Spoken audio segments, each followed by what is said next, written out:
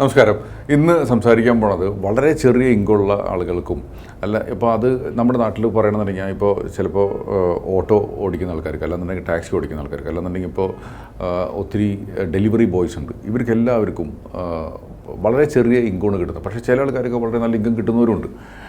എന്നാലും നമ്മളൊരു ഭൂരിപക്ഷം ആൾക്കാർ 80% ആൾക്കാർ എടുക്കണമെന്നുണ്ടെങ്കിൽ ചിലപ്പോൾ അവർക്ക് ഇൻകം കുറച്ച് കുറവായിരിക്കും. ഞാനിങ്ങനെ പറഞ്ഞതെന്ന് പറഞ്ഞാൽ ഞാനൊരു ജഡ്ജ്മെൻ്റലായിട്ടല്ല പറയണത്. ഞാനിപ്പോൾ ഒത്തിരി പലപ്പോഴും എനിക്ക് സമയം കിട്ടുമ്പോൾ ഞാനിങ്ങനെ ഓട്ടോ ഓടിക്കുന്ന ആൾക്കാരുടെയൊക്കെ സംസാരിക്കുമ്പോൾ എനിക്ക് മനസ്സിലായിട്ടുള്ളൊരു കാര്യമാണ്. അപ്പോൾ ഇവർക്ക് അതിൽ നിന്ന് ഇങ്ങനെ രക്ഷപ്പെടാൻ പറ്റും. ഇപ്പം ഒരു ഓട്ടോ ഓടിക്കുന്ന ആളാണെങ്കിൽ എങ്ങനെ അതൊരു ഓട്ടോ ഓണറാകാൻ പറ്റും, അല്ലെങ്കിൽ ഒരു ടാക്സി ഓടിക്കുന്ന ഡ്രൈവറാണെങ്കിൽ അദ്ദേഹത്തിന് എങ്ങനെ ഒരു ലോണില്ലാതെ കാറിൻ്റെ ഓണറാകാൻ പറ്റും. എന്നിട്ട് അതിൽ നിന്ന് അങ്ങനെ ഈ ലോണില്ലാതെ ഇൻട്രസ്റ്റ് കൊടുക്കാതെ കാറ് മാത്രം ഓടിക്കുകയാണ്, ലോണില്ലാതെ ഇൻട്രസ്റ്റ് കൊടുക്കാതെ ഓട്ടോ ഓൺ ചെയ്ത് ഓടിക്കുകയാണെങ്കിൽ ആൾക്ക് നല്ലൊരു വരുമാനം അതിൽ നിന്ന് ഉണ്ടാക്കാൻ പറ്റും. പക്ഷേ പലപ്പോഴും ഉണ്ടാവുന്ന കാര്യം വെച്ചാൽ ഇത്തരം കാര്യങ്ങൾ ചെയ്യുന്ന സമയത്ത് അവർക്ക് ലോൺ ഉണ്ടാവും, അതിന് കുറേ ഇൻട്രസ്റ്റ് കൊടുക്കണം. ഇതെല്ലാം കഴിഞ്ഞ് വരുമ്പോൾ അവനവൻ്റെ വീട്ടു ചിലവും കഴിഞ്ഞ് വരുമ്പോൾ പൈസ കയ്യിലൊന്നും ഉണ്ടാവില്ല. ഇതിന് നമുക്ക് എവിടെയെങ്കിലും ഒന്ന് സ്റ്റോപ്പ് ചെയ്തേ പറ്റൂ. അത് സ്റ്റോപ്പ് ചെയ്തില്ല എന്നുണ്ടെങ്കിൽ നമുക്ക് മുന്നോട്ട് ഇനി ഇങ്ങനെ ലോൺ എടുത്ത് പോകാൻ പറ്റുള്ളൂ. അപ്പോൾ ഇവരുടെ ഒരു സർക്കിൾ നോക്കേണ്ടതുണ്ടെങ്കിൽ ഇപ്പോൾ ഞാനിപ്പോൾ ലോവർ ഇൻകം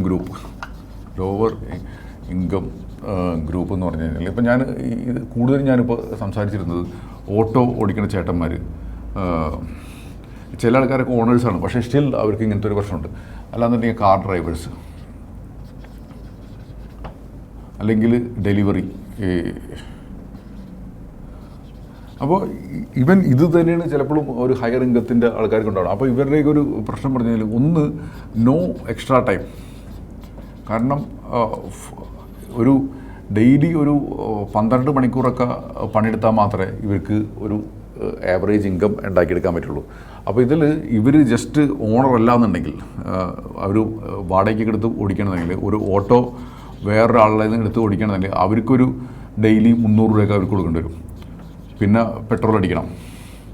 ഇതെല്ലാം കഴിഞ്ഞിട്ട് ബാക്കിയുള്ള പൈസ ഇവർക്ക് പ്രോഫിറ്റായിട്ട് വരുന്നുള്ളൂ. അപ്പോൾ ഒന്നാലോചിച്ച് നോക്കിയാൽ പറ്റും ഒരു ദിവസം എത്ര രൂപ ഇവർക്ക് ഉണ്ടാക്കാൻ പറ്റുന്നുള്ളത്. ഇതോടൊപ്പം തന്നെ പലപ്പോഴും ഇവർക്ക് ഒരു കുറി ഉണ്ടാവും. ഈ കുറി വിളിച്ചെടുത്തുണ്ടാവും. അപ്പോൾ വിളിച്ചെടുത്ത് കഴിഞ്ഞാൽ ഇത് ലോണാണ്. പിന്നെ ഏതെങ്കിലും ലോക്കൽ വെണ്ടറിൽ നിന്ന് ലോൺ എടുത്തിട്ടുണ്ടാവും. ഇതെല്ലാവരും ഇല്ല, കുറച്ച് പേരുള്ളൂ. ഇതിന് ഭയങ്കര പലിശയായിരിക്കും. ഇതിന് ഇപ്പോൾ ഉദാഹരണം പറഞ്ഞാൽ ഒരു 50,000 രൂപയൊക്കെ എടുത്തിട്ടുണ്ടെങ്കിൽ എല്ലാ മാസവും ഒരു 3,000 തൊട്ട് 5,000 വരെ മാസം കൊടുക്കേണ്ടി വരും. ഇത് ഇൻട്രസ്റ്റ് മാത്രമേ കൊടുക്കേണ്ടത്. ഇത് മുതൽ കൊടുത്താൽ മാത്രമേ രക്ഷപ്പെടുള്ളൂ. അപ്പോൾ അത്രയും ഇൻട്രസ്റ്റ് ഇവർ കൊടുത്തുകൊണ്ടിരിക്കുക. പിന്നെ ഗോൾഡ് ഉണ്ടാവും. അപ്പോൾ ഗോൾഡ് ലോൺ എടുത്തിട്ടുണ്ടാവും. അപ്പോൾ ഇതും ഒരു 10% വെച്ച് എത്രയാണെന്ന് വെച്ചാൽ കൊടുത്തുകൊണ്ടിരിക്കുകയാണെന്നുണ്ടെങ്കിൽ ഇത്രയും ലോൺ അടച്ചു കഴിഞ്ഞിട്ടാണ് ബാക്കി ഇവർക്ക് സേവ് ചെയ്യാൻ പറ്റുന്നത്.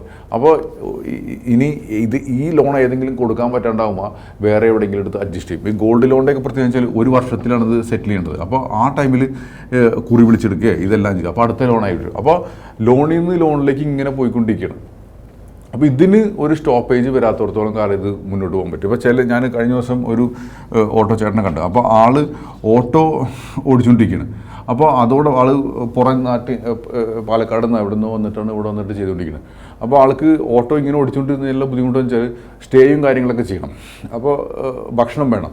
അപ്പോൾ ആൾ ചെയ്തെങ്ങനെയാണെന്ന് വെച്ചാൽ പകുതി ടൈം ഓട്ടോ ഓടിക്കും, ബാക്കി പകുതി ടൈം ഒരു റെസ്റ്റോറൻറ്റിൽ ഹോട്ടലിൽ പോയിട്ട് നിൽക്കുകയാണ്. അപ്പോൾ അവിടെ നിൽക്കുമ്പോൾ സ്റ്റേയും ഫുഡും അവിടെ നിന്ന് നടന്നുകൊണ്ടിരിക്കും. അപ്പോൾ ആൾ ഏകദേശം ഒരു 12 തൊട്ട് 14 മണിക്കൂർ വരെ ആൾ പണിതുകൊണ്ടിരിക്കുന്നത്. എന്നിട്ടും പുള്ളിയുടെ കടവും ഇതും മാറിയിട്ടില്ല.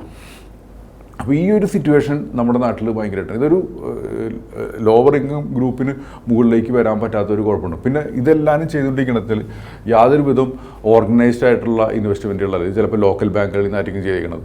അപ്പോൾ ഇൻവെസ്റ്റ്മെൻറ്റ് എന്ന് പറഞ്ഞ പരിപാടിയില്ല. അപ്പോൾ അതിന് പകരം നമ്മൾ കുറച്ചും കൂടി പ്ലാൻ ചെയ്തിട്ട് നമ്മൾ ചെയ്യേണ്ട വരും. ഇപ്പോൾ പലപ്പോഴും ഇവർ ചിലപ്പോൾ ഒരു കുട്ടികളൊക്കെ വന്നു കഴിയുമ്പോൾ പെട്ടെന്ന് തന്നെ ഒരു ബൈക്കിന് ലോൺ എടുക്കണം, ഒരു മൊബൈലിന് ലോൺ എടുക്കണം. ഇതെല്ലാവരും വലിയ പ്രശ്നമായി വരുന്നു. പിന്നെ ഇതെല്ലാം കഴിഞ്ഞിട്ട് ഇവരെല്ലാവരും ഒരു സ്വപ്നം കാണുന്നതെന്ന് വെച്ചാൽ, എനിക്ക് ഇപ്പോൾ ഇത് കണ്ടുകൊണ്ടിരിക്കുന്നത് ഇങ്ങനത്തെ ഒരു ഗ്രൂപ്പിൽ ഉള്ള ആളുകളാണെന്ന് നിങ്ങൾ മനസ്സിലാക്കുന്നത്. ഇതെല്ലാം കഴിഞ്ഞിട്ട് ഇപ്പോൾ ചിലപ്പോൾ തറവാട്ടിലായിരിക്കും താമസിക്കുന്നത്. അതിൽ നിന്ന് മാറാനായിട്ടൊരു ആഗ്രഹമുണ്ടോ? അതിനും സ്വന്തം കാശ് കൊടുത്തിട്ടല്ല നമ്മൾ ചെയ്യുന്നത്. അതിനൊരു വലിയ ലോൺ എങ്ങനെ എടുക്കാമെന്നുള്ളതിനെ പറ്റിയാണ് ആലോചിച്ചിട്ട് എടുക്കുന്നത്. ഇനി അതല്ല എന്നുണ്ടെങ്കിൽ വാടക വീട്ടിലായിരിക്കും താമസിക്കുന്നത്. എന്നിട്ട് അതിൽ നിന്ന് എങ്ങനെ ഒരു വലിയ ലോണിലേക്ക് വരാമെന്നുണ്ട്. ആ ലോണും കൂടി അടച്ചു തീരുമ്പോൾ മിക്കവാറും ഒരു 60, 70, 80 വയസ്സായിട്ടുണ്ടോ. അപ്പോൾ ഇതിൻ്റെ പേരിൽ നമ്മൾ കടത്തിയും നമുക്ക് മാറാനായിട്ട് പറ്റുന്നില്ല. അപ്പോൾ ഇത് നമുക്ക് മാറണമെന്നുണ്ടെങ്കിൽ നമുക്ക് ആകെ ഒരു വഴി എന്ന് വെച്ചാൽ നമ്മൾ ഇപ്പോൾ എന്താണ് ഒന്ന് ഫസ്റ്റത്തെ കാര്യം വെച്ചാൽ ഡെറ്റ് കടം ഫ്രീ ആവാന്നുള്ളതാണ്, കടത്തിൽ നിന്ന് മുക്തരാവാന്നുള്ളതാണ് ഫസ്റ്റ് കാര്യം. ഇതിന് വേണ്ടിയിട്ട് നമ്മൾ ചെയ്യേണ്ട കാര്യം വെച്ചാൽ ഒന്ന് അറ്റ്ലീസ്റ്റ് മാസം നമുക്ക് കിട്ടുന്ന വരുമാനത്തിൽ നിന്ന് ഇതൊന്ന് ഈ കടമെല്ലാം ഒന്ന് ഓർഗനൈസ് ചെയ്തുകൊണ്ടിരിക്കുക. അതേപോലെ തന്നെ ഏറ്റവും ഇമ്പോർട്ടൻ്റ് ആയിട്ടുള്ള കാര്യം വെച്ചാൽ കടം ഇതിനെ ഓർഗനൈസ് ചെയ്തുകൊണ്ടിരിക്കുക. എല്ലാ കടമുള്ളതിനെ എല്ലാത്തിനെയും എല്ലാ കടങ്ങളെയും എഴുതി വയ്ക്കുക. എന്നിട്ട് അതിൻ്റെ ഇൻട്രസ്റ്റ് എത്രയാണ് കൊടുക്കണം എന്നുള്ളത് എഴുതി വയ്ക്കുക.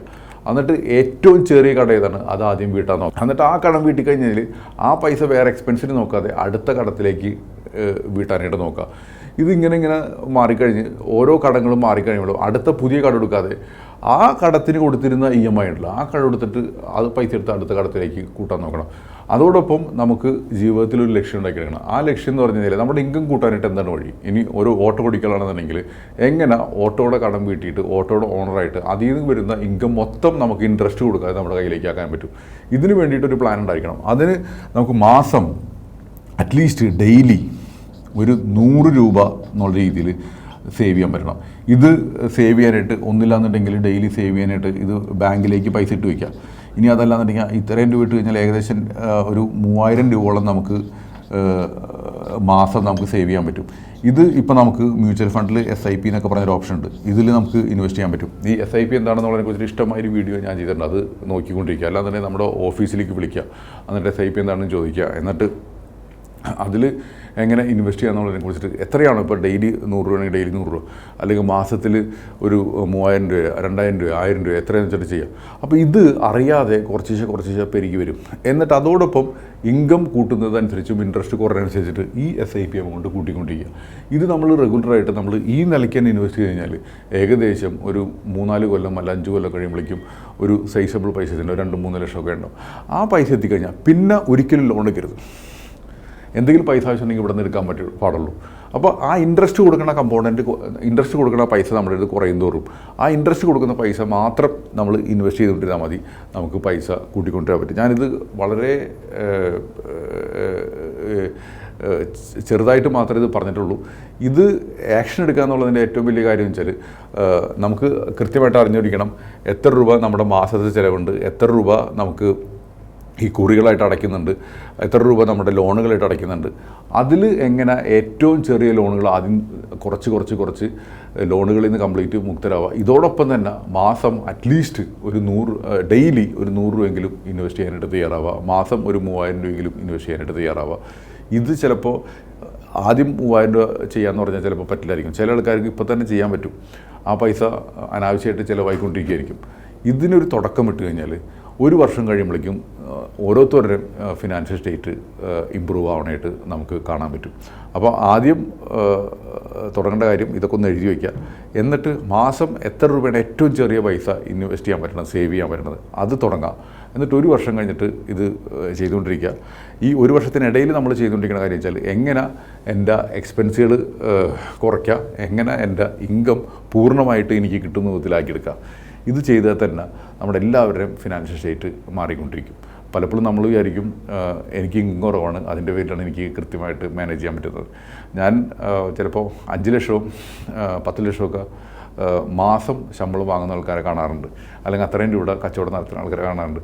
അവർക്കും ഏകദേശം ഇത്രയും ലോണുണ്ട്, അവരും ഈ പ്രശ്നത്തിൽ തന്നെ പെട്ടുകൊണ്ടിരിക്കണം. പക്ഷെ അവർ കൂടുതലും ഡീൽ ചെയ്യണത് കുറച്ചും കൂടിയും വലിയ ബാങ്കുകളായിട്ടാണ്. അല്ലാന്നുണ്ടെങ്കിൽ അവർ ഇൻവെസ്റ്റ് ചെയ്യുന്നത് ഇങ്ങനത്തെ മ്യൂച്വൽ ഫണ്ട് പോലത്തേലൊക്കെയാണ്. അപ്പോൾ അവർക്ക് അതിൽ നിന്നുള്ള റിട്ടേൺ കുറച്ചും കൂടി അധികം കിട്ടും. അവർ കുറച്ചും കൂടിയും ഓർഗനൈസ് ചെയ്ത് ലോണിൽ നിന്ന് മുക്തരായി കഴിഞ്ഞാൽ പെട്ടെന്ന് അവർക്ക് ധനികരായിട്ട് മാറാനായിട്ട് പറ്റും. ആ സെയിം സാധനം തന്നെ നമ്മളും ഉപയോഗിക്കണമെങ്കിൽ നമുക്കും രക്ഷപ്പെടാൻ പറ്റും. ഇതെല്ലാവർക്കും ഉപകാരപ്രദമായി തന്നെയായിരിക്കുന്നു. ഇതിനെക്കുറിച്ച് എന്തെങ്കിലും സംശയം ഉണ്ടെങ്കിൽ ഓഫീസിൽ വിളിക്കുക, വേണ്ട സപ്പോർട്ടുകൾ നമ്മൾ തരാനായിട്ട് ശ്രമിക്കാം. Thank you so much.